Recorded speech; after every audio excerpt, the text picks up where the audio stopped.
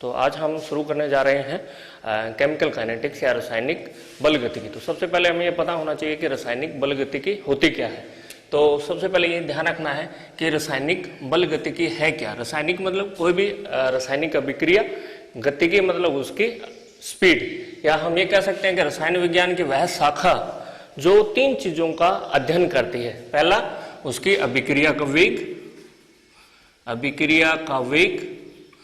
दूसरा उस अभिक्रिया को प्रभावित करने वाले कौन कौन से कारक हैं जिन पर अभिक्रिया का वेग निर्भर करता है। तो दूसरा हो गया अभिक्रिया को प्रभावित करने वाले, अभिक्रिया को प्रभावित करने वाले कारक, करने वाले कारक। और तीसरा हो गया उसकी क्रियाविधि। तो तीसरा हम क्या अध्ययन करते हैं, इसके अंदर क्रिया विधि का अध्ययन किया जाता है। तो हम कह सकते हैं कि केमिकल काइनेटिक्स क्या है, रसायन विज्ञान की वह शाखा जो अभिक्रिया का वेग तथा अभिक्रिया के वेग को प्रभावित करने वाले कारक तथा उसकी क्रिया विधि का अध्ययन करता है। उसको हम क्या कहते हैं, रासायनिक बल गतिकी कहते हैं। तो जनरली हम ये ध्यान रखना चाहिए जो अभिक्रिया होती है वो दो तरह की होती है। तो सिंपल अभिक्रिया जो होती है वो दो तरह की होती है। एक तो होती है आपकी जो फास्ट रिएक्शन, जिसको आप क्या कहते हो, तीव्र अभिक्रिया कहते हैं, फास्ट रिएक्शन या तीव्र अभिक्रिया। और दूसरी होती है हमारी स्लो रिएक्शन। तो दो तरह की होती है। पहली कौन सी आपकी हमारी फास्ट रिएक्शन और दूसरी होगी हमारी इसमें स्लो रिएक्शन। फास्ट रिएक्शन किसको कहेंगे, वो अभिक्रियाएं जो 10 की पावर -12 से 10 की पावर -16 सेकेंड में पूरी हो जाती है, उन अभिक्रियाओं को हम फास्ट रिएक्शन कहते हैं। तो किसको कहेंगे, जिसमें 10 से 12 से 10 से 16 सेकंड के अंदर वो अभिक्रिया पूर्ण हो जाती है। जैसे हम सिंपल कह सकते हैं जितनी भी आयनिक अभिक्रिया होती है, आयनिक, जितनी भी आयनिक अभिक्रिया, और दूसरा जो होता है एसिड बेस या अम्ल क्षार के बीच में जो अभिक्रियाएं होती है, अम्ल और क्षार के बीच जो अभिक्रियाएं होती है वो सारी अभिक्रियाएं किसके अंदर आती है, फास्ट रिएक्शन में। आयनिक का मतलब जो आयनिक यौगिक है, जो भी आयनिक यौगिक है उनके बीच में जो अभिक्रिया होगी उसको, और तथा दूसरी जो एसिड बेस रिएक्शन है वो हमारी क्या होती है, फास्ट रिएक्शन होती है। दूसरी होती है स्लो रिएक्शन, जैसे लोहे पर जंग लगना, जैसे आपका लोहे पर जंग लगना, ठीक है। रस्टिंग ऑफ आयरन जो होता है वो हमारा स्लो रिएक्शन के अंदर आता है। तो सबसे पहले उसमें कुछ टर्म है जो केमिकल काइनेटिक्स को स्टार्ट करने से पहले हमें पता होनी चाहिए। तो सबसे पहले है इसके अंदर कि अभिक्रिया का वेग क्या होता है। तो सबसे पहले हमें यह पता होना चाहिए कि अभिक्रिया का वेग क्या होता है। तो हम पढ़ेंगे अभी अभिक्रिया का वेग, तो या रेट ऑफ रिएक्शन हमारा क्या होता है। तो सिंपल आपने ध्यान में रखना है कि इकाई समय के अंदर, इकाई समय में क्रिया कारक या उत्पाद की सांद्रता में परिवर्तन की दर जो है, किसके अंदर, यूनिट टाइम या इकाई समय में, यूनिट टाइम या इकाई समय में किसकी, क्रिया कारक या अथवा उत्पाद की सांद्रता में, उत्पाद की सांद्रता में परिवर्तन की दर, सांद्रता में परिवर्तन की दर को आप क्या कहते हो, अभिक्रिया का वेग कहते हैं। मान लेते हैं कोई भी R जो है, R हमारा क्या है, रिएक्टेंट है, वो किस में चेंज हो रहा है, उत्पाद के अंदर। P आपका क्या है, इसके अंदर उत्पाद में इसमें ये चेंज हो रहा है, ठीक है। अब हमें अगर अभिक्रिया का वेग लिखना है तो हम इसको इस तरह से लिख सकते हैं, अभिक्रिया का वेग इज इक्वल टू, हम क्या लिख सकते हैं इसके अंदर, क्या, ये आपका R हमारा यहाँ पे क्या है, क्रिया कारक है। तो हम इसको क्या लिख सकते हैं कि R की सांद्रता, जो भी सांद्रता है, सांद्रता, क्योंकि समय के साथ क्या होता है आपका, ये क्रिया कारक की जो सांद्रता है वो घटती जाती है तथा उत्पाद की जो सांद्रता है वो बढ़ती जाती है। तो हम इसको क्या लिख सकते हैं कि R की सांद्रता में कमी। तो हम ये लिख सकते हैं R हमारा क्या है, क्रिया कारक है। तो R की सांद्रता में कमी, और उस कमी में कितना समय लगता है, तो हम यह कह सकते हैं कि कमी में लगा समय, कमी में लगा समय। तो ये हमारा क्या हो गया, अभिक्रिया का वेग। अब हमें क्या बताना है, उत्पाद के बारे में बताना है। तो क्योंकि समय के साथ उत्पाद की जो सांद्रता है वो बढ़ती जाती है, जब बढ़ती जाएगी तो हम क्या लिखेंगे, P की सांद्रता में बढ़ोतरी ठीक है। और उसके बाद उस बढ़ोतरी में लगा समय, तो हम इसको बता सकते हैं, अगर हम एक सिंपल ग्राफ खींचें किसके बीच में, सांद्रता और समय के बीच में अगर हम ग्राफ खींचें, तो ये जैसे ये हो गया हमारी सांद्रता और ये हमारा क्या है, इसके अंदर समय, टाइम के बीच में अगर अपने ग्राफ खींचे, चूंकि ये हमारा पे क्या है, 0 है, और यहाँ पे मान लेते हैं ये आपके 100% है, मैक्सिमम सांद्रता है। चूंकि जो क्रिया कारक है, पहले हम किसका ग्राफ खींच रहे हैं, क्रिया कारक का, क्योंकि इस क्रिया कारक में शुरू में जो सांद्रता होती है वो क्या होती है, 100% होती है, अधिकतम होती है। जैसे जैसे समय गुजरता जाता है तो उसकी सांद्रता क्या हो जाएगी, सांद्रता में कमी आती जाती है। तो ग्राफ हमारा किस तरह से आएगा, शुरू में ये मैक्सिमम, क्योंकि ये 100 है, उसके बाद धीरे धीरे जैसे जैसे समय बढ़ेगा इसकी सांद्रता में क्या हो जाती है, कमी आती जाती है। जब यही ग्राफ हम किसके लिए लें, उत्पाद के लिए, तो क्योंकि उत्पाद के शुरू में जो सांद्रता है वो 0 है, जब 0 है तो ग्राफ कहां से आएगा, आपका यहां से आएगा, ठीक है। अब उसके बाद जैसे जैसे समय बढ़ेगा तो इसकी सांद्रता में क्या हो जाती है, वृद्धि होती जाती है। तो ग्राफ कैसा आएगा, इस टाइप में आएगा, ठीक है। तो हम इसको कैसे लिख सकते हैं, आर की सांद्रता में कमी या उसके अंदर लगा समय। अब इसके अंदर हम मान लेते हैं कोई भी 2 टाइम ले लेते हैं। 2 टाइम लेने में हम ये मान लेते हैं कि, मान लिया कि T1 जो आपका टाइम है, कौन सा टाइम है, T1 टाइम में जो क्रिया कारक है उसकी जो सांद्रता है हमने क्या माना है कि वो मान लिया R1 है, और उत्पाद की सांद्रता क्या है आपकी, P1 है। मान लिया हमने कि T1 समय पर ये T जो है आपका कुछ भी हो सकता है, 1 सेकंड हो सकता है, 1 मिनट हो सकता है, 1 साल हो सकता है, और T2 जो आपका है समय पर इसकी जो सांद्रता है वो आपकी क्या है, R2 हो गई, और इसकी सांद्रता P2 हो गई। तो इसमें सांद्रता में परिवर्तन कितना हुआ, तो वो डेल्टा R हो गया आपका, कि कितना परिवर्तन हुआ, तो वो डेल्टा R, तो वो आपका किसके बराबर होगा, R2 माइनस R1 के बराबर होगा। इसी तरह से आपका उत्पाद की सांद्रता में कितनी बढ़ोतरी हुई, कितना इंक्रीज हुआ, वो आपका क्या हो जाएगा, डेल्टा P इजिकल टू ये क्या हो जाएगा, P2 माइनस आपका P1। इसी तरह से समय के लिए हम निकाल सकते हैं कि उसमें कितना टाइम लगा, तो वो हमारा क्या हो जाएगा, T2 माइनस T1 हो जाएगा। तो इसके आधार पे हम क्या लिख सकते हैं, इसको थोड़ा सा मॉडिफाई करते हैं हम। तो अभिक्रिया का वेग हम कैसे लिख सकते हैं, क्योंकि हमारे पास आपका पहले क्या था, इसके अंदर अभिक्रिया का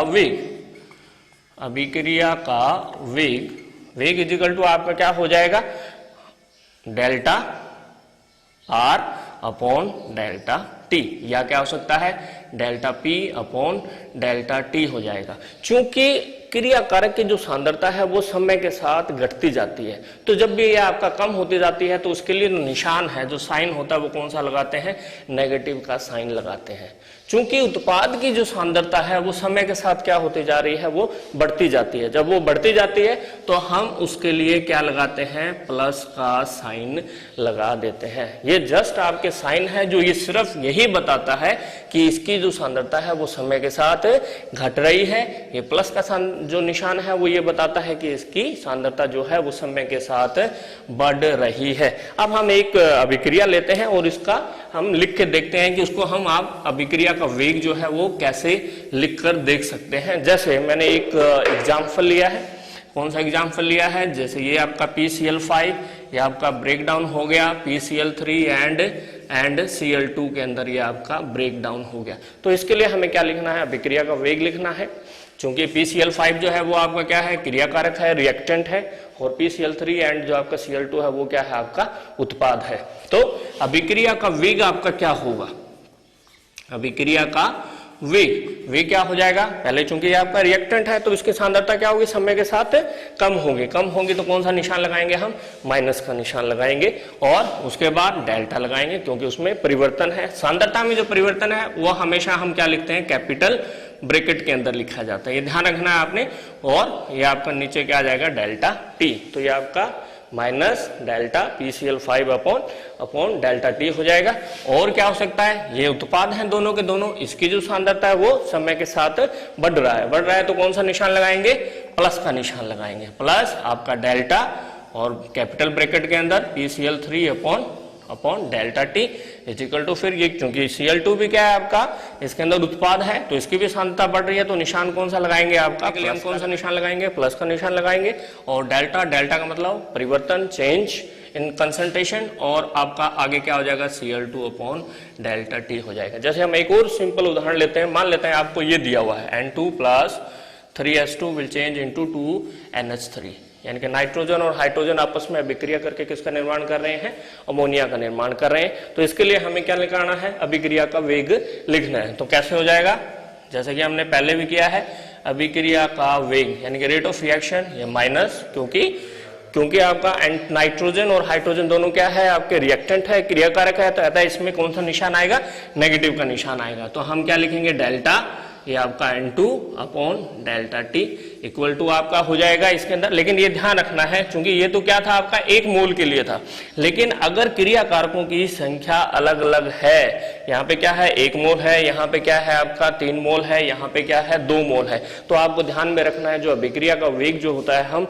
1 मोल के लिए लिखा जाता है, ये ध्यान में रखना है। वेग के अंदर जैसे A प्लस B ये change into C plus D, यानी कि A और B जो है आपके क्रियाकारक हैं जो अभिक्रिया करके किस में चेंज हो रहे हैं, उत्पाद C और D के अंदर। और इसके लिए हमें क्या लिखना है, अभिक्रिया का वेग लिखना है। तो हम इसको कैसे लिखेंगे, अभिक्रिया का वेग इज इक्वल टू, चूंकि A और B आपके क्या है, क्रियाकारक हैं, तो कौन सा निशान लगाना है आपने, नेगेटिव का निशान लगाना है। उसके बाद डेल्टा किसकी सांद्रता, A की सांद्रता अपॉन आपका क्या हो जाएगा, डेल्टा T हो जाएगा। इसी तरह से ये आपका B जो है, B भी क्या है आपका क्रियाकारक है, तो इसलिए कौन सा निशान लगाएंगे, माइनस का निशान लगाएंगे, और ये हमारा क्या हो जाएगा, delta B upon delta T हो जाएगा। तो इसके बाद हमारे पास क्या है, C और D है। C आपका क्या है, उत्पाद है तो कौन सा निशान लगाना है, हमें प्लस का लगाना है। तो ये आपका प्लस डेल्टा C अपॉन आपका क्या हो जाएगा, डेल्टा T हो जाएगा। इसी तरह से ये D भी हमारा क्या है, उत्पाद है, तो अतः कौन सा निशान लगाएंगे, प्लस का लिखाएंगे, डेल्टा आपका D अपॉन आपका क्या इसमें हो जाएगा, इसके अंदर डेल्टा T हो जाएगा। तो ये तो हो गया इसके अंदर जब क्रियाकारकों की संख्या और उत्पादों की संख्या एक एक हो। अब मान लेते हैं अगर क्रियाकारक और जो उत्पाद है उनकी जो संख्या है वो अलग अलग हो। चूंकि हम अभिक्रिया का वेग कैसे ज्ञात कर सकते हैं, या तो क्रियाकारक की हमें सांद्रता में परिवर्तन की दर हमें पता हो तो भी अभिक्रिया का वेग ज्ञात कर सकते हैं, या उत्पाद की सांद्रता में परिवर्तन की दर हमें पता हो तो हम अभिक्रिया का वेग ज्ञात कर सकते हैं। मान लेते हैं नंबर ऑफ मोल्स जो है वो अलग अलग हैं। जैसे मैं एक आपको ये देता हूं 2A जो change into C plus 3D, मान लिया हमने कि जो 2A है वो किस में बदल रहा है, C प्लस 3D में। यहाँ पे अगर हम देखते हैं कि A के कितने मोल हैं, 2 मोल हैं, C के 1 मोल बन रहा है तथा D के कितने मोल बन रहे हैं, 3 मोल बन रहे हैं। तो यहाँ पर नंबर ऑफ मोल्स जो है या मोलों की संख्या जो है वो अलग अलग है।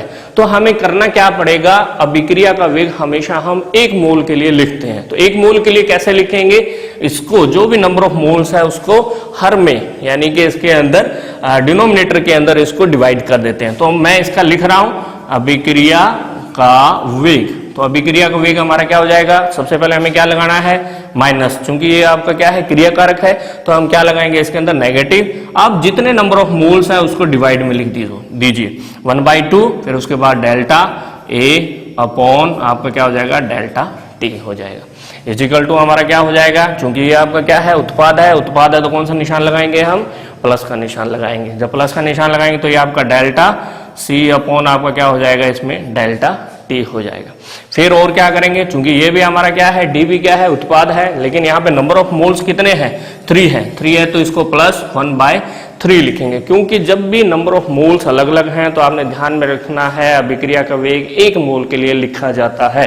तो ये आपका क्या हो जाएगा, डेल्टा आपका D अपॉन डेल्टा T हो जाएगा। तो अब मैं एक सिंपल एग्जांपल ले रहा हूं, उसके आधार पर हमें क्या करना है, अभिक्रिया का वेग हम लिख के देखेंगे कि उसको आप कैसे लिख सकते हो। जैसे मैंने एक सिंपल एग्जांपल लिया, N2 plus 3H2 will change into 2NH3, यानी कि इसमें नाइट्रोजन जो है वो हाइड्रोजन से अभिक्रिया करके किसका निर्माण कर रहा है, अमोनिया का निर्माण कर रहा है। और ये हमको सबको पता है कि जो भी कैटलिस्ट है, लेकिन अभी मैं इसमें कैटलिस्ट नहीं लिख रहा, सिंपल हमें देखना है कि अभिक्रिया का वेग हम इसको कैसे लिखेंगे। चूंकि यहाँ नाइट्रोजन का 1 मोल है, हाइड्रोजन के 3 मोल है और 2 मोल किसका निर्माण हो रहा है, आपका अमोनिया का हो रहा है।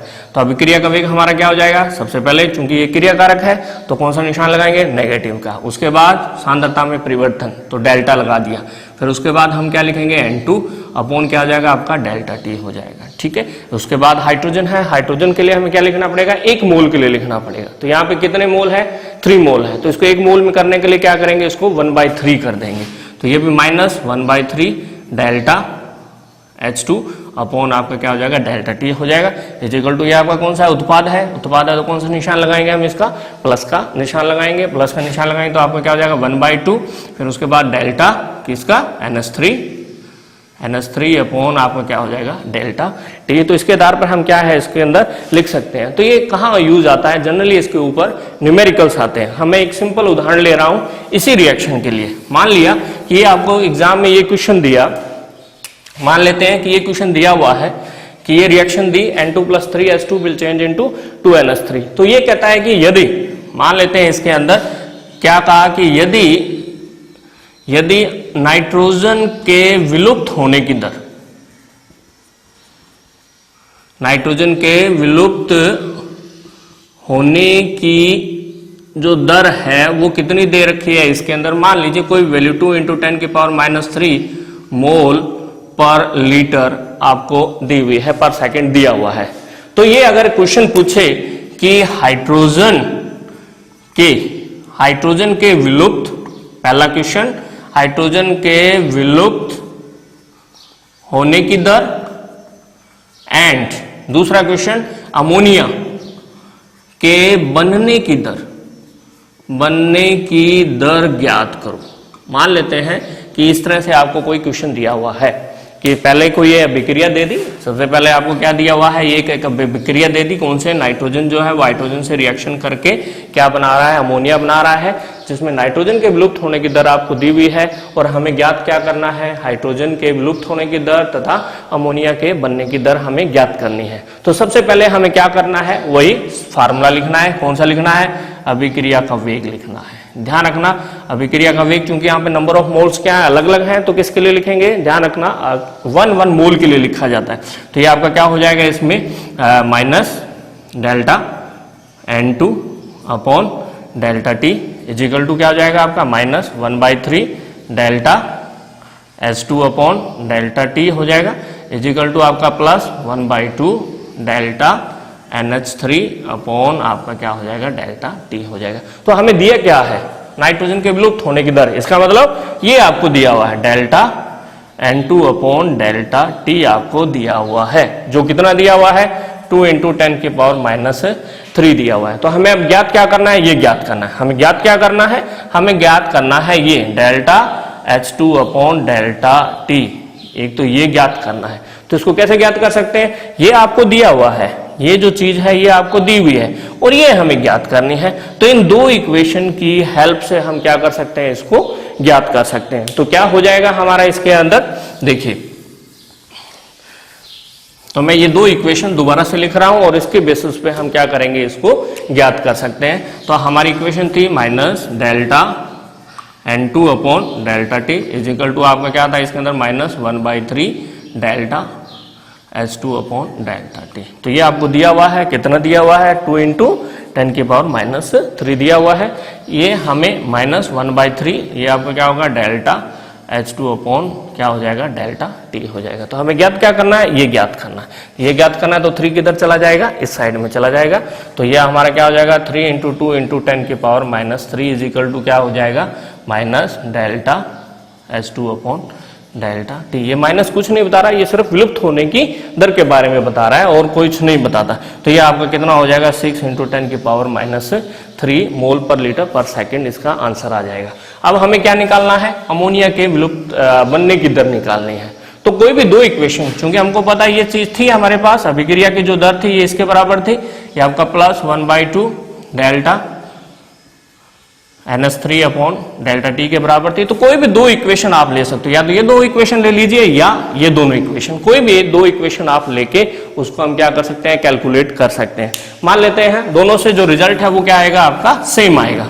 मान लेते हैं हम ये ले लेते हैं, ये वाली इक्वेशन ले लेते हैं और हमको पता है कि इसका कितना मान आया था, इसका जो आपका 1/3 का 1/3 लिख दीजिए, ठीक है। और इसका मान हमको पता है कितना आया था आपका 6 × इसका मान आया था 6 × कितना आया था आपका 10⁻³ आया हुआ था, और इजिकल टू आपका क्या था +1/2 delta NH3 upon delta T हो गया। तो हमें अब ज्ञात क्या करना है, हमें ये ज्ञात करना है ये ज्ञात करने के लिए क्या होगा, 2 आपका इधर आ जाएगा, तो हमारा क्या बना 2/3 इंटू 6 इंटू 10 की पावर -3 इज इक्वल टू क्या हो जाएगा आपका delta NH3 upon delta T हो जाएगा। तो 3 से आपका कैंसिल हो जाएगा, तो ये आपका 4 इंटू 10 की पावर -3 जो है इसका मान आ जाएगा। तो इसकी बेसिस पे जो है जनरली जो है आपके न्यूमेरिकल्स आते हैं, तो ये ध्यान रखना है, इसके आधार पर हम न्यूमेरिकल्स को कैलकुलेट कर सकते हैं। तो उसके बाद है हमारे इसके अंदर अभिक्रिया के वेग को प्रभावित करने वाले कारक कौन कौन से हैं, जो अभिक्रिया के वेग को या तो बढ़ाते हैं या क्या करते हैं उसको घटाते हैं।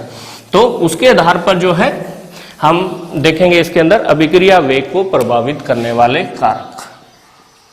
अभिक्रिया वेग को प्रभावित करने वाले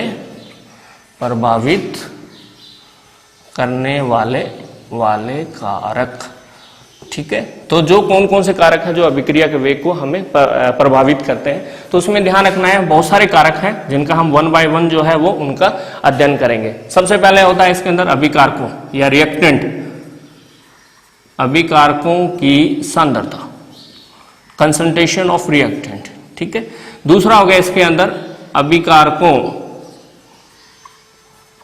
अभिकारकों की संरचना, स्ट्रक्चर ऑफ द रिएक्टेंट। तीसरा हो जाएगा आपका इसके अंदर उत्प्रेरक, कैटलिस्ट। चौथा आपका इसके अंदर हो जाएगा ताप। पांचवा हो जाएगा इसके अंदर सरफेस एरिया, ठीक है, पृष्ठीय जो क्षेत्रफल होता है। और छठा हो गया इसके अंदर लाइट। तो ये मेनली जो आपके कारक हैं वो, और सातवां आप चाहे तो हम इसका अध्ययन कर सकते हैं, दाब का भी इसके अंदर अध्ययन किया जाता है। तो मुख्यतः ये आपके कारक हैं जो किसी भी अभिक्रिया के वेग को प्रभावित करते हैं। तो कौन कौन से कारक हैं, अभिकारकों की सांद्रता है, अभिकारकों की संरचना है, उत्प्रेरक है, ताप है, सरफेस एरिया किसका, रिएक्टेंट का या अभिकारकों का, ठीक है। सरफेस एरिया किसका होगा, आपका अभिकारकों का होगा। उसके बाद आपका लाइट हो जाएगा या प्रकाश हो जाएगा, और उसके बाद जो जिसका बहुत कम प्रभाव होता है वो आप हमारा है दाब का प्रभाव। तो सबसे पहले हम देखेंगे अभिकारकों की सांद्रता। तो टोटल कितने हैं आपके, लगभग आपके 7 इफेक्ट हैं। तो कौन कौन सा, अभिकारकों की सांद्रता है, अभिकारकों की संरचना है, उसके बाद उत्प्रेरक है, ताप है, सरफेस एरिया है, लाइट है और ये दाब है। तो सबसे पहले हम इसमें देखेंगे कि अभिकारकों की सांद्रता, अभिकारकों की सांद्रता का अभिक्रिया वेग पर क्या प्रभाव पड़ता है। 2 वैज्ञानिक थे, गुलबर्ग एंड वागे ने क्या कहा था कि किसी भी अभिक्रिया का जो वेग है वो क्रिया कारकों की सांद्रता के गुणनफल के समानुपाती होता है, यानी कि जितनी ज्यादा सांद्रता होगी उतना ही अभिक्रिया का वेग होगा। तो सिंपल हम कह सकते हैं कि अभिक्रिया का जो वेग है, अभिक्रिया का वेग जो है वो समानुपाती होता है किसके, अभिकारकों की सांद्रता के, अभिकारकों की सांद्रता के। तो जितनी ज्यादा सांद्रता होगी अभिक्रिया का वेग क्या होगा, उतना ही अधिक होगा। तो इसके आधार पर हम कह सकते हैं कि जितनी ज्यादा सांद्रता है अभिक्रिया का वेग उतना ही अधिक होता है। दूसरा था हमारा इसके अंदर जो इफेक्ट था वो कौन था, अभिकारकों की संरचना, अभिकारकों या उत्पादों दोनों ही हैं, उत्पादों की संरचना, structure of reactant and product. क्योंकि हम मानते हैं जब भी कोई अभिक्रिया होती है तो उसमें कुछ बंध टूटते हैं तथा कुछ नए बंधों का निर्माण होता है। जहाँ अभिक्रिया कारक होंगे, रिएक्टेंट होंगे, उसमें बंध टूटते हैं और उत्पाद जो होते हैं उसके अंदर नए बंध का निर्माण होता है। बंध का टूटना जितना आसानी से होगा या उसको तोड़ने के लिए जितनी कम ऊर्जा की आवश्यकता होगी तो वो क्या होगी, अभिक्रिया उतनी ही स्पीड गति से होगी। तो सिंपल ध्यान रखना है, यदि क्रिया कारक या रिएक्टेंट या अभिकारक, अभिकारक क्या है, सिंपल मॉलिक्यूल है, सिंपल मॉलिक्यूल है, सिंपल मॉलिक्यूल है, तो उस अभिक्रिया का वेग जो होता है वो क्या होगा, ज्यादा होगा। और यदि वो आपके अभिकारक क्या है, कॉम्प्लेक्स टाइप में है, उनकी संरचना क्या है, कॉम्प्लेक्स टाइप्स की है, संकुल संरचना है, तो उसको तोड़ने के लिए हमें ज्यादा ऊर्जा की आवश्यकता होती है, जिसकी वजह से क्या होगा, उस अभिक्रिया का वेग भी क्या होगा, कम होगा। मैं 2 उदाहरण ले रहा हूं, 2NO plus O2 will change into 2NO2 and दूसरा एग्जाम्पल लिया 2CO plus O2 will change into 2 mole of CO2 जो है आपका। क्योंकि ये जो अभिक्रिया होती है वो क्या होती है, तीव्र होती है, और ये क्या होती है, मंद गति की अभिक्रिया होती है। क्यों होती है? क्योंकि कार्बन और ऑक्सीजन के बीच में ट्रिपल बॉन्ड होता है, जिसको तोड़ने के लिए हमें क्या चाहिए होती है, ज्यादा ऊर्जा चाहिए होती है। इसलिए ये जो अभिक्रिया होती है वो क्या होगी, मंद गति की होगी, और ये अभिक्रिया क्या होगी आपकी, तीव्र गति की होती है। तो ये तो हो गया हमारा किसका, उत्पादों या एवं अभिकारकों की संरचना के ऊपर। तीसरा जो हमारा इफेक्ट था वो किसका था, उत्प्रेरक का। उत्प्रेरक जो होता है किसको कहते हैं, यानी कि वे सब्सटेंस जो है जो अभिक्रिया के वेग को बढ़ा देते हैं। जनरली टीचर जो होते हैं वो उत्प्रेरक ही होते हैं, क्योंकि अगर आपको कोई टॉपिक नहीं आता तो टीचर उसको आसानी से समझा के क्या कर देता है, आपके जो लर्निंग कैपेसिटी है वो उसको बढ़ा देता है। तो वैसे ही उत्प्रेरक क्या होते हैं, तीसरा हमारा इफेक्ट है उत्प्रेरक। उत्प्रेरक या कैटलिस्ट। कैटलिस्ट भी क्या करते हैं, अभिक्रिया के वेग को बढ़ा देते हैं। क्यों बढ़ाते हैं, ये दो कारण करते हैं, दो है। एक तो ये होता है कि सक्रियण ऊर्जा जो एक्टिवेशन एनर्जी है उसको कम कर देते हैं, और दूसरा तो क्या करते हैं, ये अल्टरनेटिव पाथ देते हैं। ठीक है, अल्टरनेटिव पाथ दे देते हैं। इसके कारण क्या होता है, वो अभिक्रिया का जो वेग है वो बढ़ जाता है। तो उत्प्रेरक क्या करते हैं, वे सब्सटेंस यानी कि वे यौगिक जो अभिक्रिया के वेग को बढ़ा देते हैं, क्योंकि ये एक्टिवेशन एनर्जी या सक्रियण ऊर्जा को कम करते हैं तथा अल्टरनेटिव पाथ देते हैं। जैसे अगर कहीं पे पुल बना हुआ है तो हम पुल के ऊपर से भी जा सकते हैं, पुल के नीचे से भी जा सकते हैं।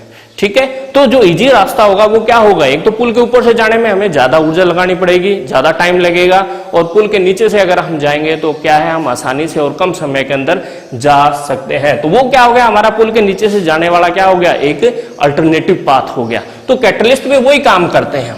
ठीक है, तो कैटलिस्ट क्या करेंगे, पहली बात हमें ध्यान रखना है कि अभिक्रिया का वेग बढ़ाते हैं। ठीक है, क्यों अभिक्रिया का वेग बढ़ाते हैं, क्यों बढ़ाते हैं, सक्रियण ऊर्जा जो होती है, सक्रियण ऊर्जा को कम कर देते हैं। तो ये हमें पता होना चाहिए कि सक्रियण ऊर्जा या एक्टिवेशन एनर्जी कहते किसको है। देखिए इसमें एक सिंपल सा थोड़ा सा, क्योंकि हमारे टॉपिक से थोड़ा हटके है, लेकिन मैं आपको इसमें बताना चाहता हूं, पता होना चाहिए कि सक्रियण ऊर्जा कहते किसको है। मान लेते हैं ये कोई अभिक्रिया हो रही है, यहाँ पे हमारे क्या है, रिएक्टेंट है या क्रियाकारक है या अभिकारक है, क्रियाकारक है, और इधर आपके क्या बन रहे हैं, उत्पाद का निर्माण हो रहा है। ठीक है, तो किसी भी क्रियाकारक को उत्पाद में बदलने के लिए ये जो आपका जो इसको संक्रमण अवस्था बोलते हैं, इसको पुल को, यानी आप सिंपल कह सकते हो इस पुल को पार करेंगे तभी आप क्या बनेगा, इसके अंदर उत्पाद का निर्माण होता है। जैसे अगर आपने 12th क्लास पास करनी है तो न्यूनतम आपको कितने चाहिए, 33% मार्क्स चाहिए। अगर आपको 33% मार्क्स आते हैं तभी आप नेक्स्ट क्लास में जा सकते हो। वैसे ही क्रियाकारक को उत्पाद में बदलने के लिए ये न्यूनतम ऊर्जा की आवश्यकता होती है। इस ऊर्जा को, न्यूनतम ऊर्जा जो किसी क्रियाकारक को उत्पाद में बदल देते हैं, उसको देहली ऊर्जा कहते हैं, थ्रेशोल्ड एनर्जी कहते हैं। क्या कहते हैं, देहली ऊर्जा कहते हैं। क्या कहते हैं इसको, देहली ऊर्जा कहते हैं। दूसरा जो आपका, चूंकि क्रियाकारक जो होते हैं उनके पास क्या होती है, कुछ न कुछ ऊर्जा होती है। अगर आप पूरे साल नहीं पढ़े, लास्ट के 10-15 दिन भी पढ़ लें तो हो सकता है आपको 8 या 10% मार्क्स आ जाए। वैसे इस प्रत्येक क्रियाकारक के पास क्या होती है, कुछ न कुछ ऊर्जा होती है।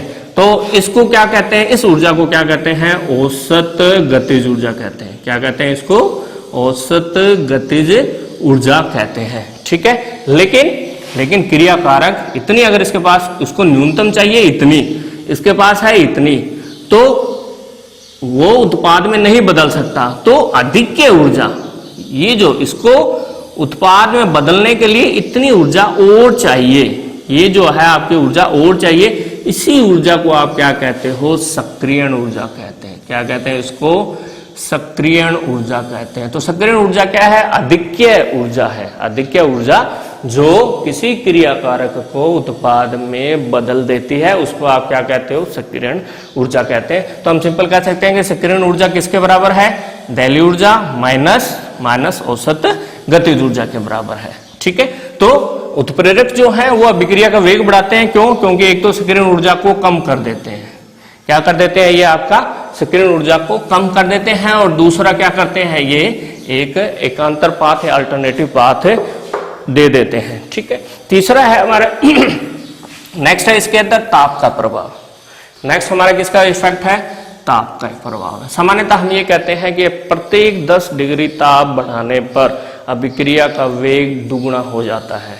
ठीक है, तो ये आपने ध्यान रखना है, प्रति 10 डिग्री टेम्परेचर आप बढ़ाते हो तो अभिक्रिया का वेग भी क्या हो जाता है? लगभग डबल हो जाता है। क्योंकि हमें पता है कि जब आप अभिक्रिया का वेग बढ़ाते हो तो जो रिएक्टिंग मॉलिक्यूल है, जो अभिकारक है, वो क्या करेंगे? ऊर्जा को अवशोषित करेंगे। जब वो ऊर्जा को अवशोषित करते हैं तो उनकी गतिज ऊर्जा बढ़ जाती है। जब गतिज ऊर्जा बढ़ेगी तो उसमें टक्करों की संख्या बढ़ेगी। जब टक्करों की संख्या बढ़ेगी तो उसमें जो प्रभावी टक्कर है, प्रभावी टक्करों की जो संख्या है वो क्या हो जाती है? टक्करों की संख्या जो है वो लगभग क्या हो जाती है? डबल हो जाती है। तो ये ध्यान रखना है इसके अंदर, प्रति 10 डिग्री अगर आप टेम्परेचर बढ़ाएंगे तो अभिक्रिया का वेग भी क्या हो जाता है? डबल हो जाता है। क्यों हो जाता है? क्योंकि आप ताप बढ़ाते हैं तो क्या बढ़ जाता है? गतिज ऊर्जा बढ़ जाती है। जब गतिज ऊर्जा बढ़ेगी, गतिज ऊर्जा बढ़ेगी, गतिज ऊर्जा बढ़ने से क्या होगा? उसके अंदर आपकी टक्करों की संख्या बढ़ जाएगी।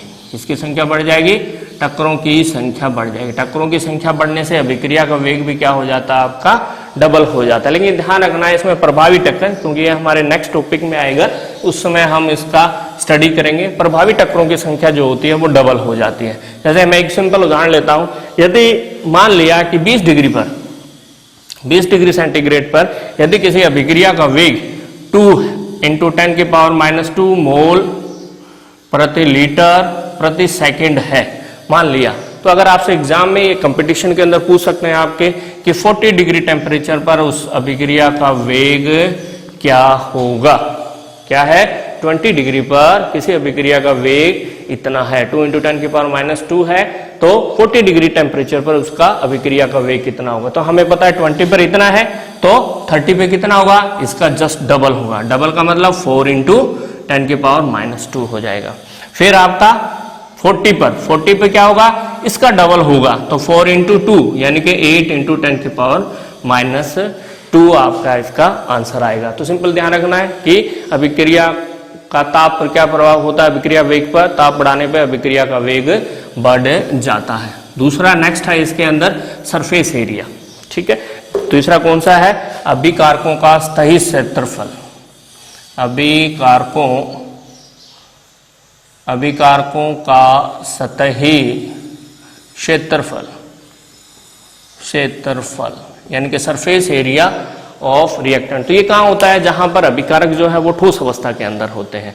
ठोस अवस्था में होंगे तो अभिकारकों का जो सरफेस एरिया है वो जितना ज्यादा होगा, सरफेस एरिया जो है वो जितना ज्यादा होगा अभिक्रिया का वेग उतना ही, रेट ऑफ जो रिएक्शन है, रेट ऑफ रिएक्शन उतना ही क्या होगा? आपका ज्यादा होगा। तभी तो हम ये देखते हैं कि जो केमिस्ट्री लैब होती है उसमें जितने भी रिएक्टेंट होते हैं वो किस फॉर्म में होते हैं? पाउडर फॉर्म में होते हैं। क्यों होते हैं? क्योंकि अगर हमारे पास एक ये बिग साइज का आपका क्या है? अभिकारक है, इसको आपने तोड़ दिया, इसका सरफेस एरिया हम क्या कर लेंगे? ज्ञात कर लेंगे। अब इसको हमने क्या किया? छोटे छोटे पीस के अंदर इसको तोड़ दिया। जब हम इसे छोटे छोटे पीस के अंदर छोटे छोटे टुकड़ों में तोड़ दिया तो हर टुकड़े का अगर अपने सरफेस एरिया ज्ञात करेंगे तो इसकी तुलना में इसका जो सरफेस एरिया होता है वो क्या होता है? ज्यादा होता है। ठीक है, तो ज्यादा होने के कारण जो होगा अभिक्रिया का वेग भी ज्यादा होता है। इसीलिए केमिस्ट्री के अंदर जितने भी रिएक्टेंट हैं, जितने भी रिएजेंट होते हैं वो पाउडर फॉर्म में होते हैं, बिग साइज के अंदर नहीं होते। तीसरा नेक्स्ट हमारा इसके अंदर है ताप का प्रभाव है। नेक्स्ट हमारा कौन सा है? ताप का प्रभाव, उसका जो है प्रकाश का प्रभाव है, लाइट का प्रभाव है।